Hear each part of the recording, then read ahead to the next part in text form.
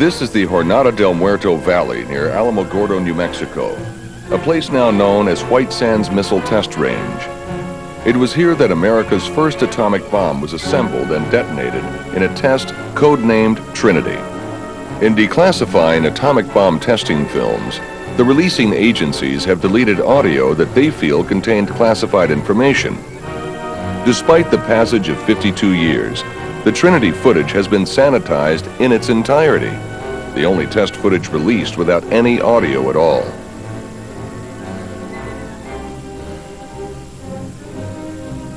These sequences were filmed between July 11, 1945, when the components of the first nuclear bomb arrived at Trinity, and July 16, when the bomb was detonated. Army engineers had readied the test site over the preceding months. All that was needed was the test bomb.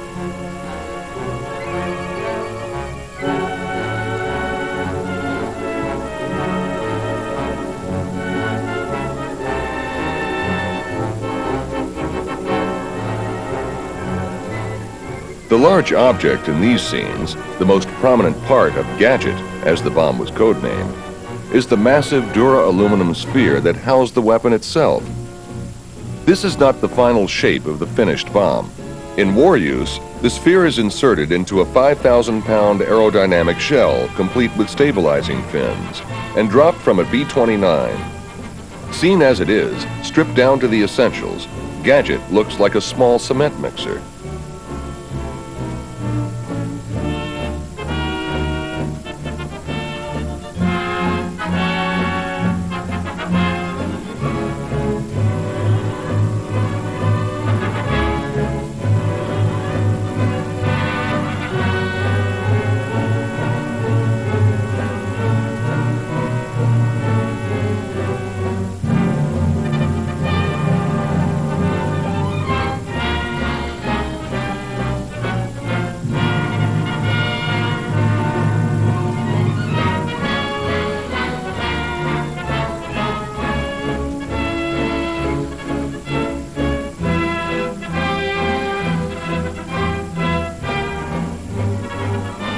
Gadget is attached to cables that will eventually lift the bomb to the top of a steel tower, the legs of which are visible on either sides of the scientists. The steel tower plays an important role in the Trinity test. Gadget was designed for an airburst. It will detonate in war well over 1,000 feet. But an air drop is impractical for the test. So instead, the bomb will be raised to the top of the tower and detonated at 100 feet, thereby reducing fallout, if only a little. Perhaps no first in weapons design was as troubling as the first test detonation of the first nuclear bomb. The scientists were under intense strain to engineer an atomic weapon and contribute to the war effort. But what of the results? What of the yields and the effects on peoples, buildings, and cities? And what if nothing happened?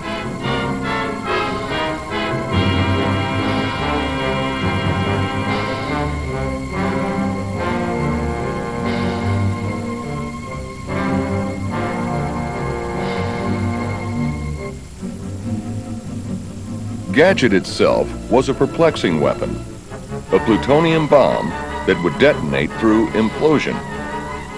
Scientists believed that a solid core of fissionable material would explode into a chain reaction of atoms splitting atoms by rapidly compressing the material into itself. To trigger that reaction, the plutonium was formed into a ball, and 5,000 pounds of explosives were wrapped around it. 32 detonators were attached to the surface to explode it simultaneously inward from all sides. What was unclear, and why a test was required, was if the implosion technique would work at all.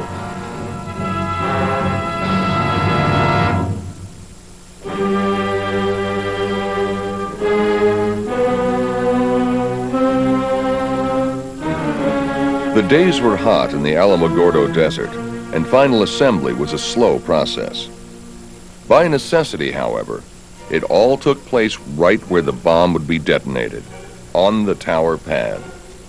Scientists had to unbolt and open the trap door on the top half of the sphere. and then carefully insert the plutonium core, the lens-shaped explosives, and the uranium reflectors. 5,000 pounds of high explosives were packed into the sphere, and it was volatile. Inserting the plutonium core proved to be moderately troublesome because it stuck. Scientists that they were, the solution was simply to let the temperatures of the two metals equalize, and in it went. Fine wires attached to the 32 detonators are visible in some of these scenes.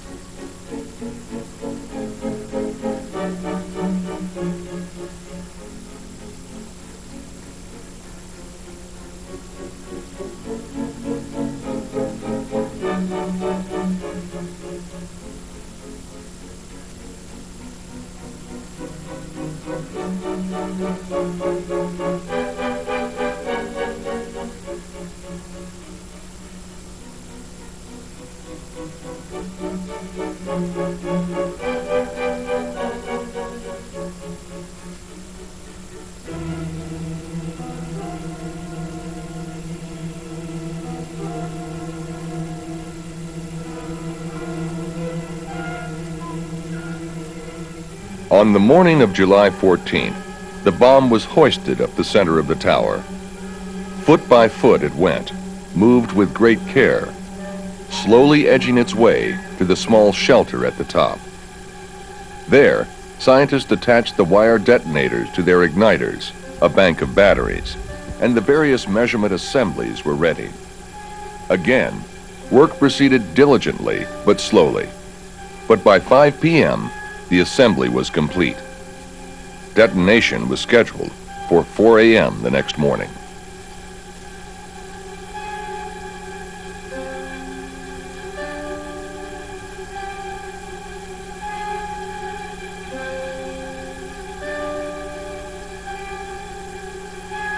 Meteorologists had predicted rains for each hour, and rains there were. There was no choice but to call for a 90-minute delay. Then, at exactly 5:29 a.m. and 45 seconds, the valley was suddenly and brilliantly lit by a flash as bright as the sun. The question of a nuclear bomb was answered. The resulting fireball rose to a height of 10,000 feet. As it cleared the peaks surrounding the valley, it was seen at the Army Air Base 60 miles away. The flash, but not the fireball, was seen 120 miles away in Albuquerque and as far north as Santa Fe. At ground zero, the steel tower was vaporized and the sand was turned into a glassy green compound simply called Trinitite. I no longer consider the Pentagon a safe shelter from such a bomb, wrote General L.R. Groves, the military's senior officer on Trinity. I am become death, said Robert Oppenheimer, the principal designer of the bomb. Several numbers have been calculated for the Trinity blast, but most agree that the force of the explosion was in the area of 20,000 tons of TNT, a 20-kiloton detonation. No matter what, those witnessing the event knew in an instant that World War II was indeed over.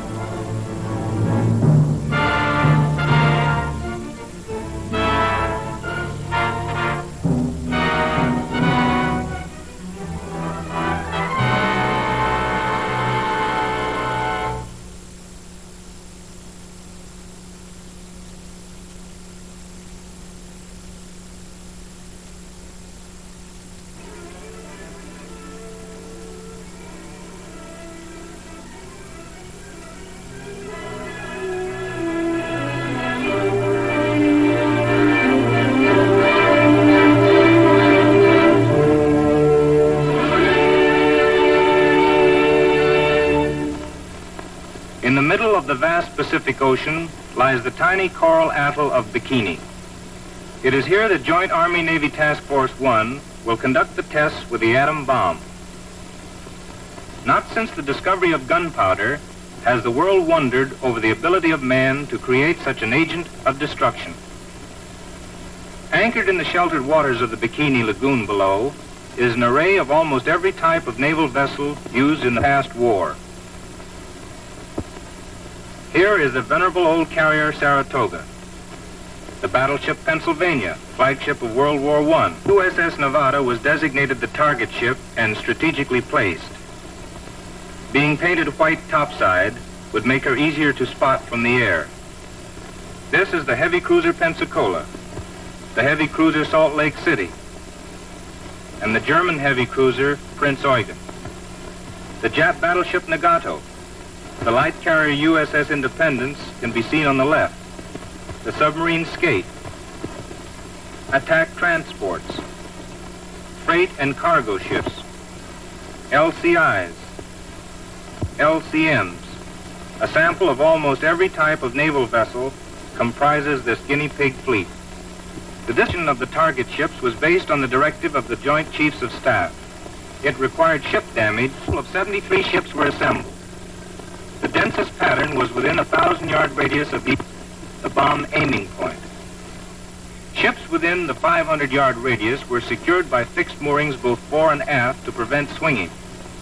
These were the heavy cruiser Pensacola, the destroyer Hughes, the Japanese battleship Nagato, the light carrier Independence, the submarine Skate, the concrete oiler YO-160, and the Japanese light cruiser Sakawa. Ships outside the 500-yard radius were anchored free to swing. From the 1,000 circle to the outer extremity of the target area at 4,000 yards, ships were disposed in a spoke-like pattern consisting of LSTs, LCTs, LCIs, 2 rows of transports, and 1 row of destroyers. The heavy ships lying outside the 500-yard circle were the Arkansas, New York, Saratoga, Pennsylvania, and the large German cruiser Prince Eugen. All of the target ships were loaded with ammunition and fuel oil, varying from full wartime loading to 10% of normal.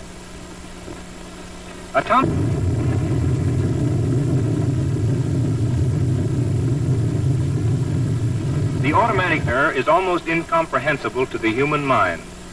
In fact, the power of a single bomb was not too well known, because there had been but 3 exploded, none at sea. In this 20th century world of atomic power, man is fully aware that he cannot assume an attitude of indifference to this new elemental force that he has discovered and must prepare against what its scientific mind ever known.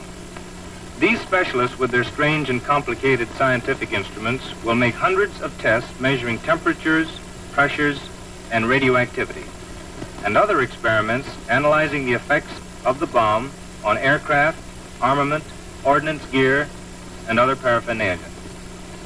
Tied to the decks of the ships in Bikini Lagoon are samples of mechanical equipment and articles of every type and description that the Army and Navy used during the past war.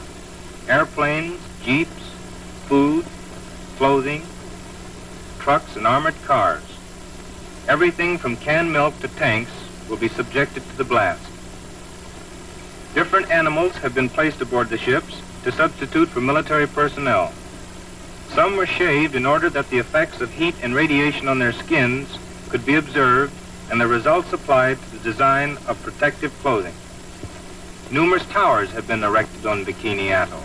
Within these steel structures will be housed the remotely controlled photographic, electronic, and other scientific instruments that will automatically record the results to blast. Atop some of these towers, encased in huge lead vaults, cameras have been strategically placed to capture as much detail as possible. Many types of still cameras, as well as 16 and 35 millimeter motion picture cameras, shooting both black and white and color film, have been arranged to photograph the explosion during all of its phases and from every possible angle.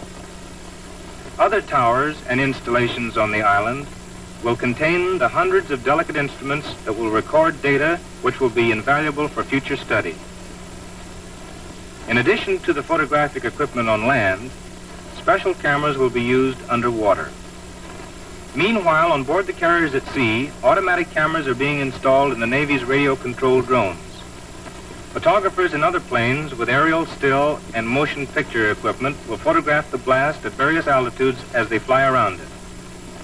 Pilots and photographers receive their final instructions here from a veteran naval photographic officer. The atomic explosion will also be observed from other special aircraft. Shortly before Able Day, when the shore personnel had completed its vast and detailed preparations, Vice Admiral Blandy, in command of Joint Army-Navy Task Force 1, makes a last-minute personal tour of inspection among some of the installations for radar and other setups which contain the remotely controlled cameras and television apparatus. While the Navy concentrated its efforts at Bikini, the Manhattan Project's scientists at Kwajalein were busy assembling the atomic bomb, taking special precautions to ensure its safe disposal.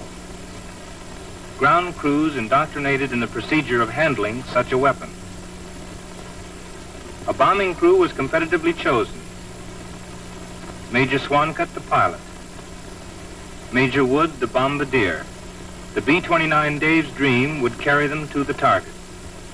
While the bomber is poised on the loading ramp, pilots and crews receive their final orders from an Army Air Force officer.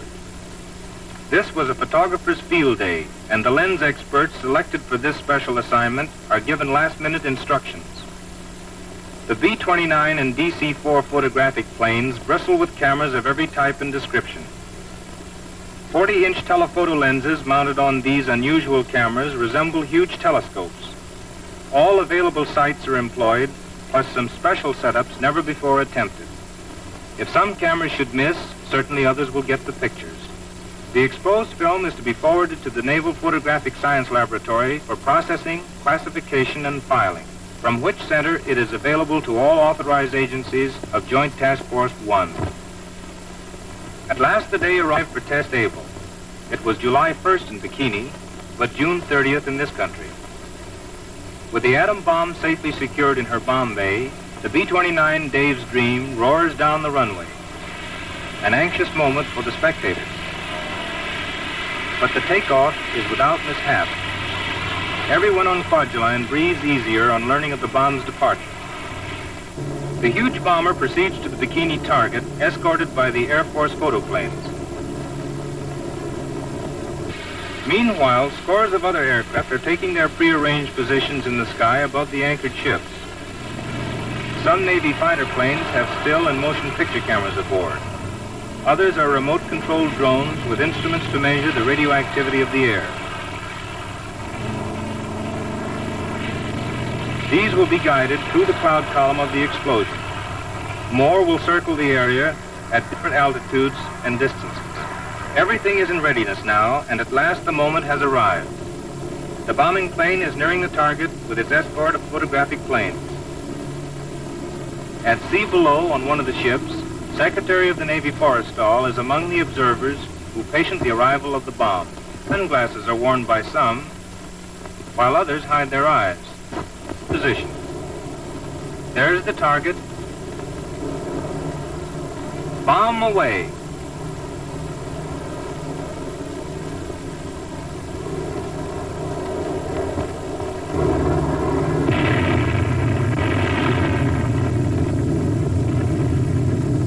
There it goes.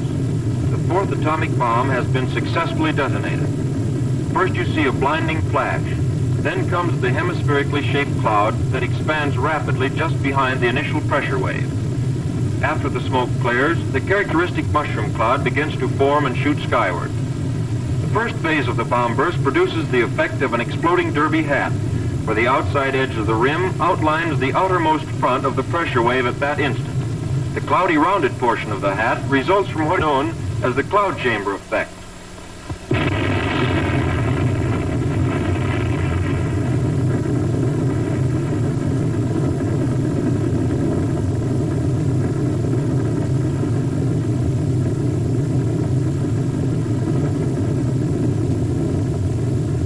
the ball of fire, growing and rising above the clouds and smoke of the explosion. Although obscured during the first few seconds, the ball of fire is still visibly red hot. The maximum temperature reached at the center of this ball, shortly after detonation, exceeds even the temperature of the sun.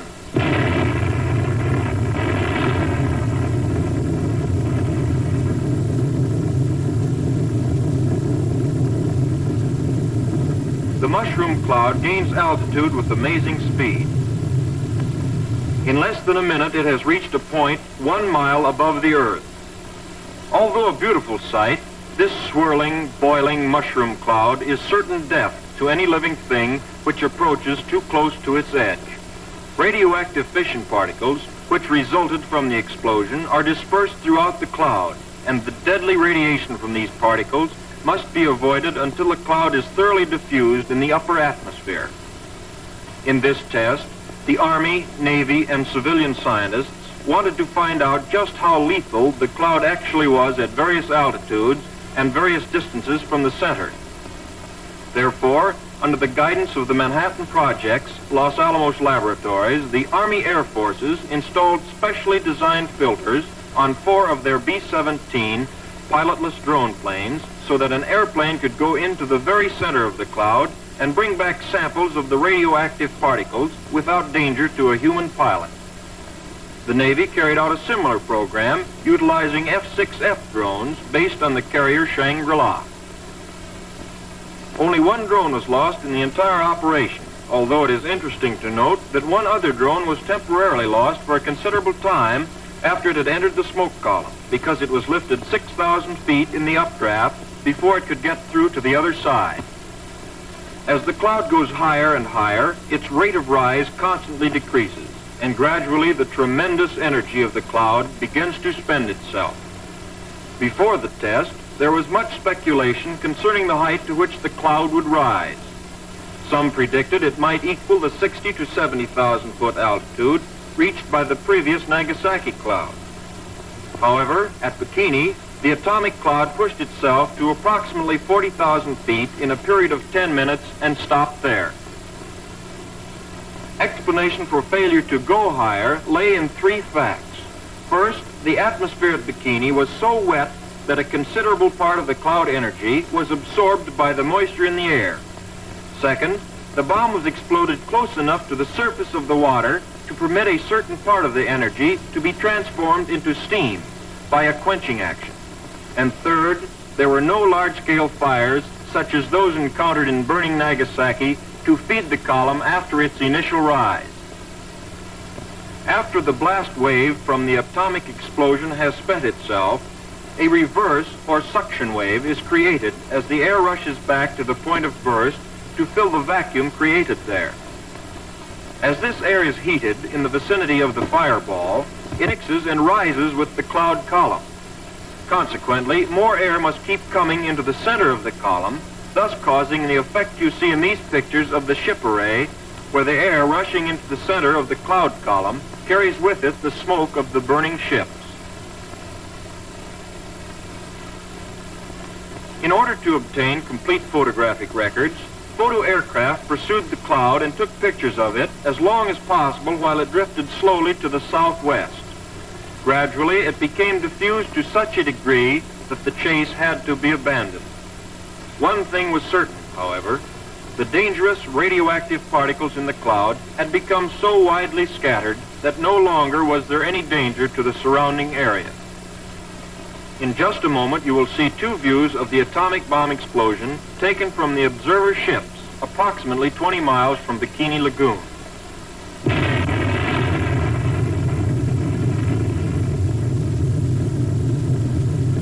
The second view provides another excellent example of the cloud chamber effect, which is produced for a very simple reason.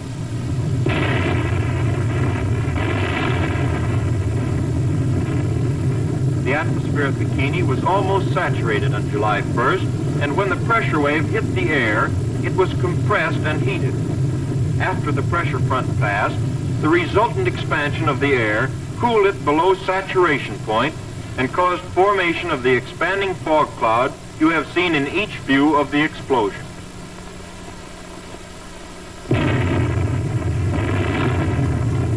mounted atop a 100-foot tower on Bikini Island, over 3 miles from the point of burst.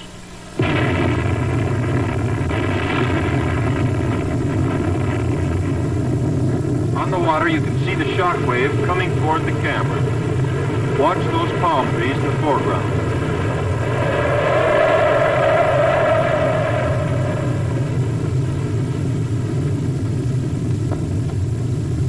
The next 3 views of the burst were taken by other automatic cameras on top of towers located on other nearby islands in the lagoon.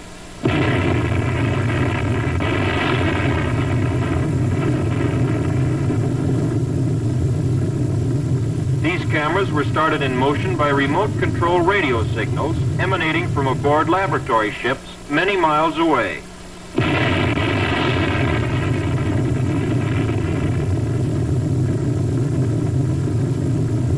You will notice in 2 of the scenes that a timing watch has been placed within view of the camera in order to afford the scientists a means of studying the speed relationships of the various phases of this explosion.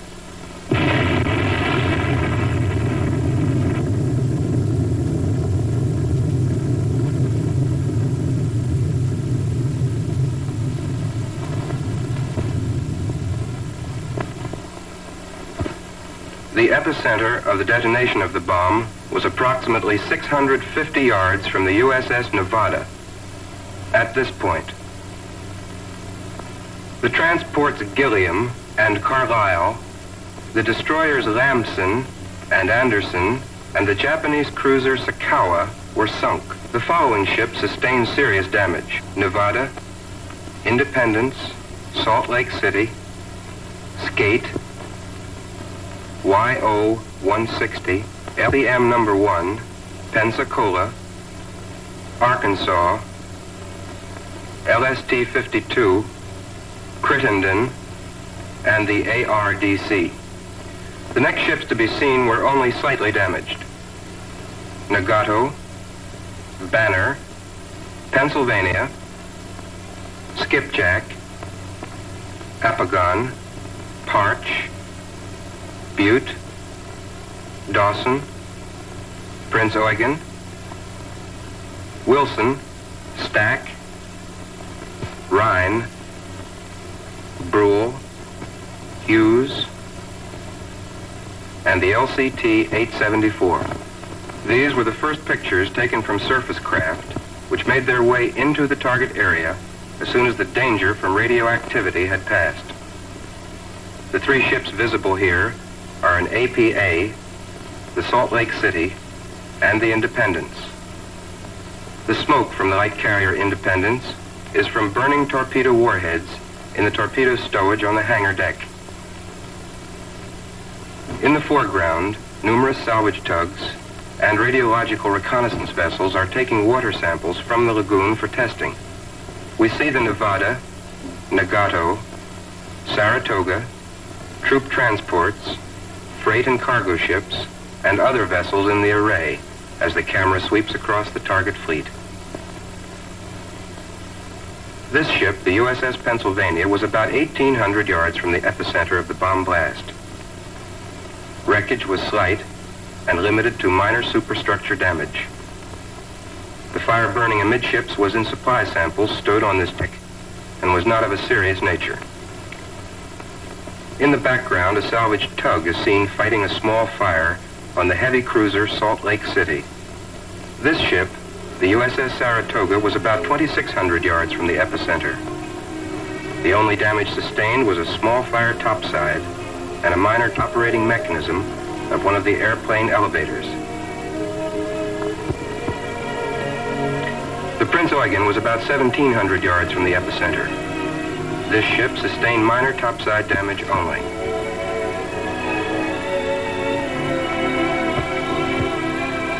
This is the USS Pennsylvania again, after the fire had been extinguished.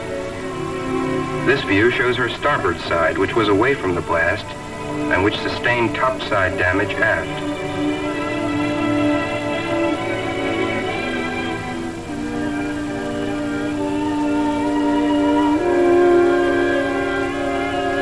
This ship, the Japanese battleship Nagato, was about 850 yards from the epicenter. Damage was limited to topside fixtures and superstructure, which were considerably battered and broken. In the epicenter, sustained only slight damage topside.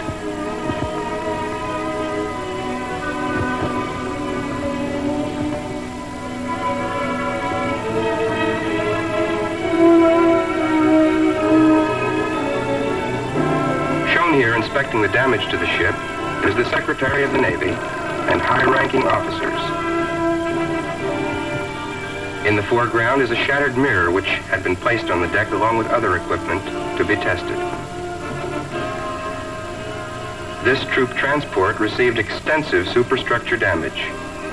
The smokestacks, radio and radar antenna and supports, together with various other light topside structures, were broken or buckled. These animals survived the blast, but died later from the effect of radioactivity.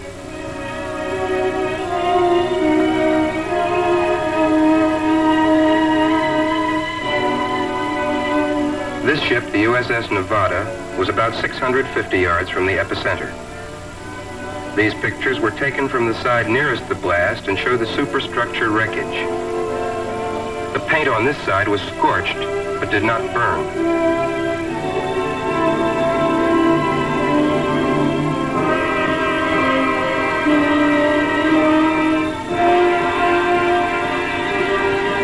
This view shows a portion of the unarmored deck aft, which was pushed down by the explosion. Aircraft and quartermaster supplies placed on this deck were considerably damaged.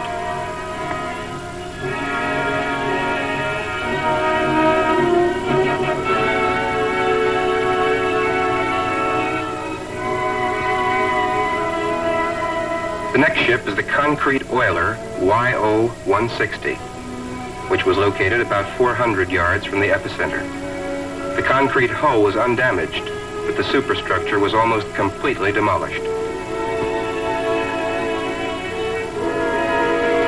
This ship, the USS Arkansas, was about 650 yards from the epicenter and sustained extensive damage to topside fixtures and superstructure.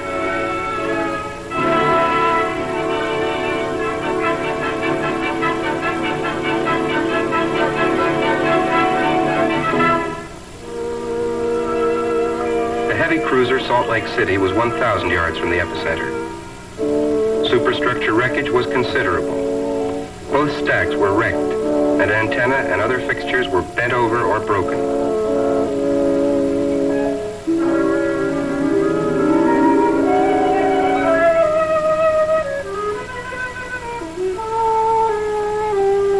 The heavy cruiser Pensacola was located about 450 yards from the epicenter.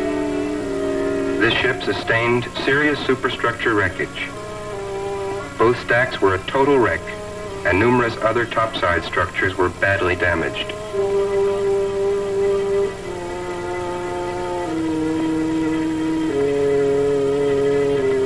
The submarine Skate was located about 300 yards from the epicenter.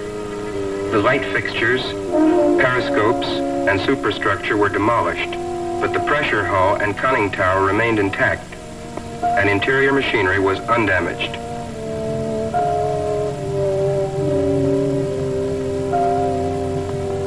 The Japanese light cruiser Sakawa was located about 150 yards from the epicenter of the bomb burst. This cruiser was heavily damaged topside, and the hull ruptured aft, causing her to slowly flood. Although the Sakawa was commissioned only 18 months ago, she is considered by the Japanese to be a victory model and is not of modern construction. The hull, for example, was entirely riveted. Her superstructure, aft of the midships and above the main deck, was completely demolished. She capsized to port and sank the day following the bomb burst. This is the light carrier Independence, which was about 600 yards from the epicenter. This ship was severely damaged by the primary blast action of the bomb.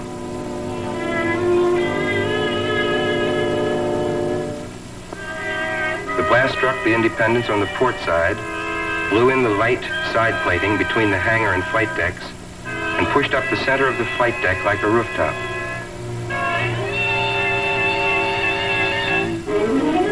Both airplane elevators were blown up and overboard. The top of the island was completely blown off. Gun sponsons and guns on the port side were severely damaged. The watertight integrity of the hull remained intact. No fires occurred except among the torpedoes on the hangar deck aft.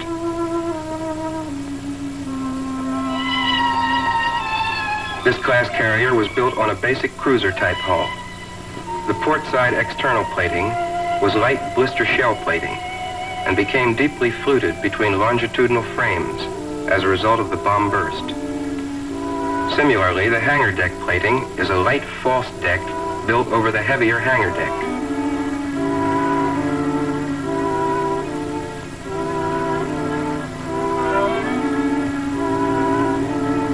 Damage to the starboard side, away from the blast, was less severe.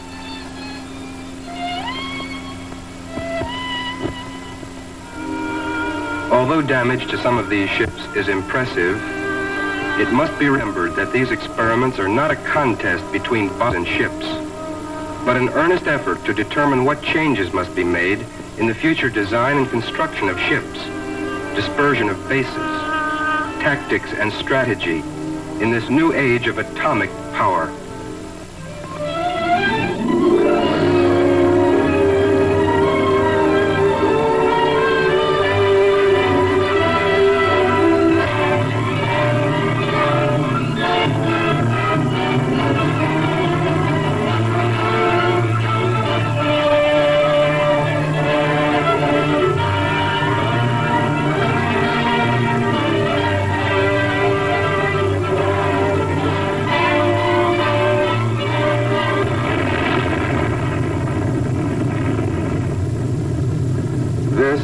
Able Day.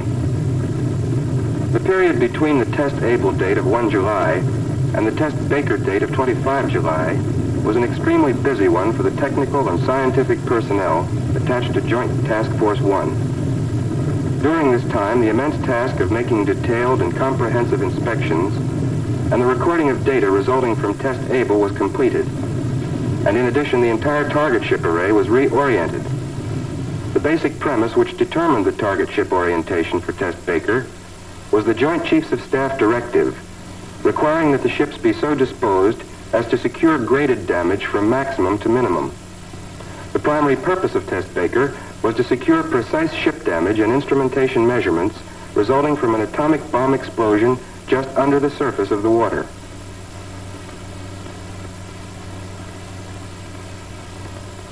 Of the 84 target vessels, 40 ships were placed within 1 mile of the bomb detonation point, and 20 ships were placed within 1/2 mile.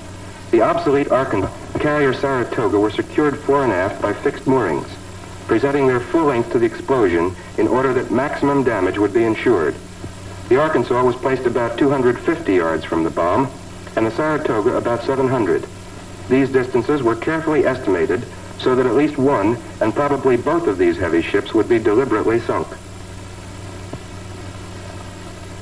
In order to properly determine the shock effect of the underwater explosion against submerged submarine hulls, 6 of these craft were suspended underwater at varying depths. These pictures show the operation of submerging the skipjack. The method used was to secure heavy concrete mooring blocks to each boat. Buoyancy tanks were then slowly flooded until the concrete blocks rested on the bottom of the lagoon. Varying lengths of chain were used between the concrete blocks and the 6 submarines in order to hold each boat at its desired depth. 2 additional submarines were left on the surface, one of which was the Skate, damaged in Test Able.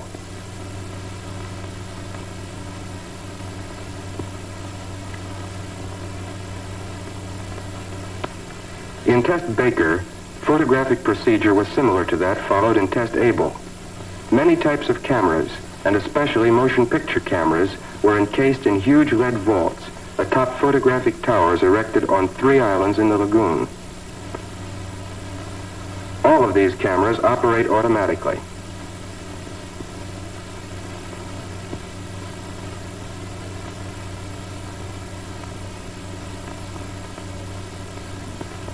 These specially designed enclosures, built of reinforced concrete to withstand the shock of the primary blast action, are lined with thick sheets of lead to protect against radiation from the bomb burst, which would otherwise fog sensitive films.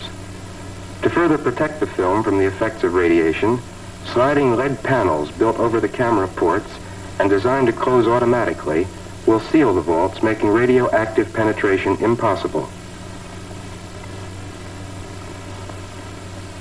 Flown from Rongerik to witness the historical event is King Judah, ruler of Bikini. It was he who unselfishly gave his island to the United States in order that these experiments could be conducted.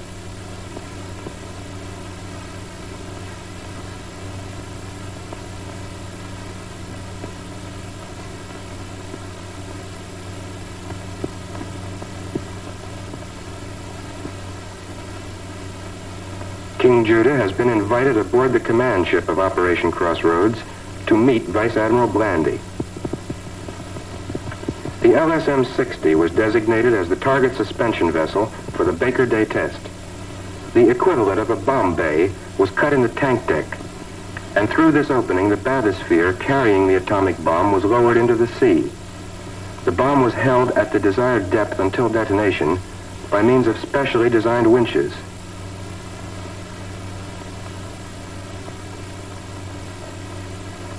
When everything was in readiness aboard the LSM-60, the scientists and military personnel left the ship, and a careful check was made of their departure so that no stragglers were left.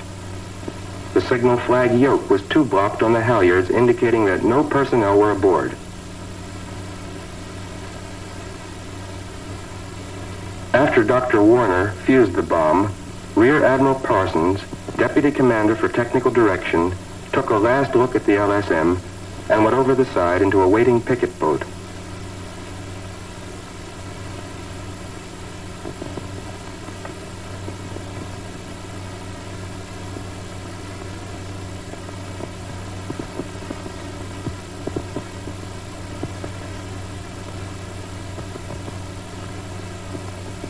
Having left the target array, the Admiral comes aboard the USS Mount McKinley, flagship of Operation Crossroads.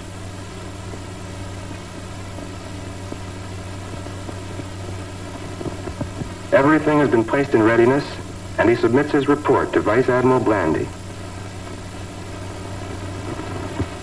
Aboard the firing ship USS Cumberland Sound, members of the Los Alamos group of the Manhattan Engineer District enter the timing laboratory, where radio transmitters and specially constructed instruments for detonating the bomb are located.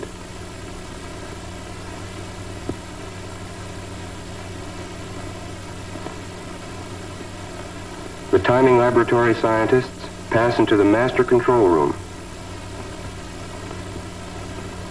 Dr. Marshall Holloway, leader of the Los Alamos group, unlocks and personally throws one of the master transmitter switches.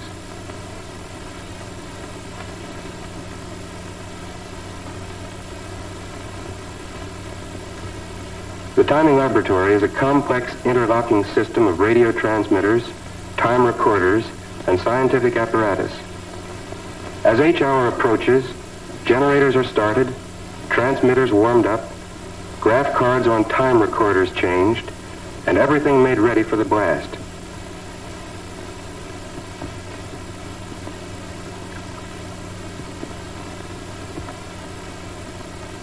H hour minus 2 minutes is broadcast from the ship, and all hands stand by. Sitting in the central console switchboard with the microphone is Dr. Ernest Titterton, assistant to Dr. Holloway. As he announces H hour minus 30 seconds, Dr. Holloway throws the 30-second switch.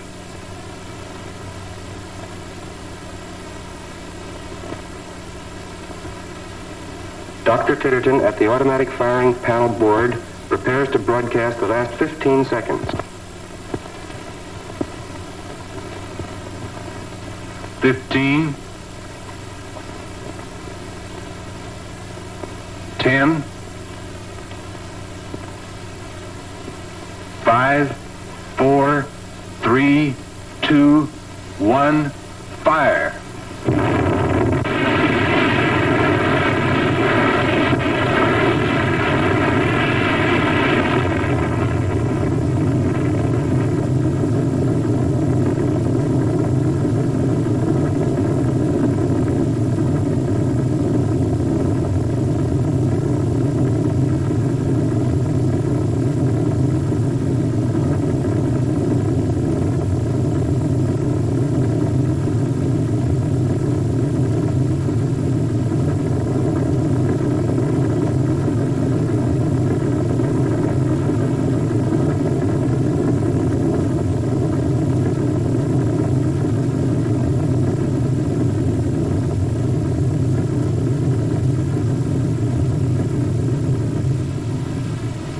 Another angle of the blast is photographed from the Mount McKinley, and King Judah displays a marked interest in the proceedings.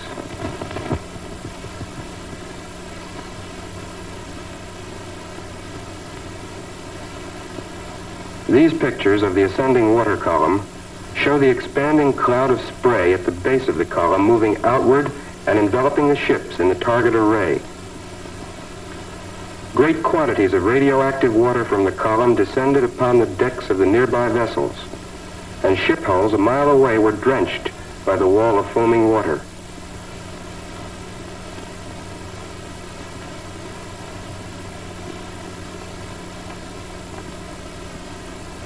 Here is an Army Air Force drone approaching the cloud column. Still another view of the explosion, recorded from a photographic tower on Bikini, shows the column composed of millions of tons of water rising at an initial rate exceeding the speed of sound. The water and spray from the explosion will fall for several minutes. Here again is an excellent photographic portrayal of the boiling, foaming wall of water engulfing the ships in the foreground. This highly lethal spray was intensely radioactive, partly by reason of the neutron bombardment of the sodium in the salt contained in seawater. It is estimated that radioactivity immediately following the burst was equal to hundreds of tons of radium.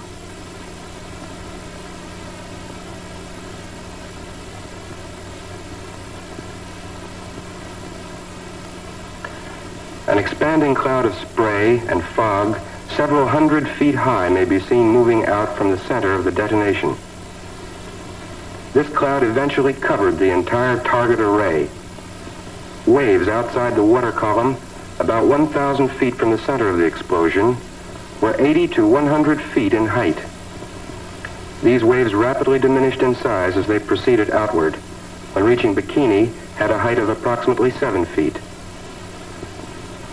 Visible on the surface of Bikini Lagoon is an oil slick, leaking from ruptured oil tanks, principally from the battleship Arkansas. 3 major ships were sunk. The Arkansas immediately, the aircraft carrier Saratoga after 7.5 hours, and the Japanese battleship Nagato after 5 days. Several small craft were also sunk. Immediately after the burst, radiological reconnaissance drones were sent into the lagoon. Despite the presence of radioactive contamination, radiological safety patrols immediately entered the lagoon for a preliminary appraisal of the damage.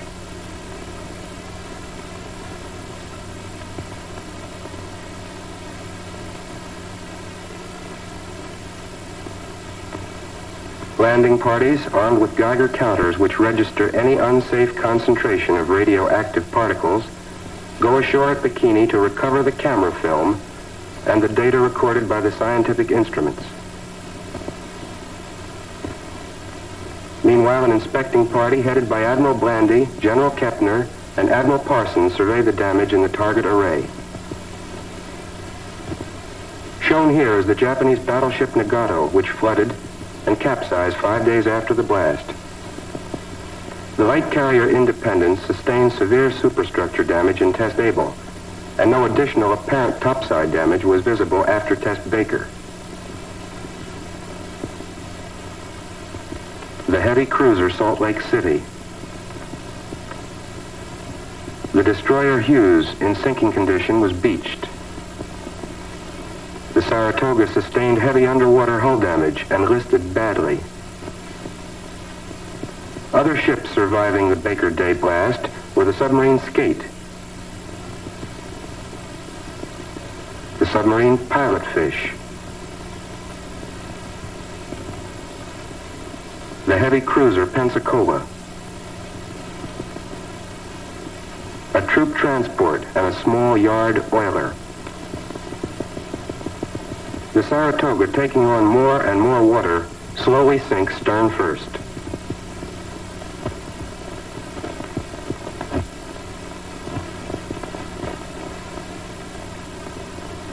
The operation of Joint Army-Navy Task Force 1, in conducting the tests, has set a pattern for close, effective cooperation of the armed services and civilian scientists, in the planning and execution of this highly technical operation.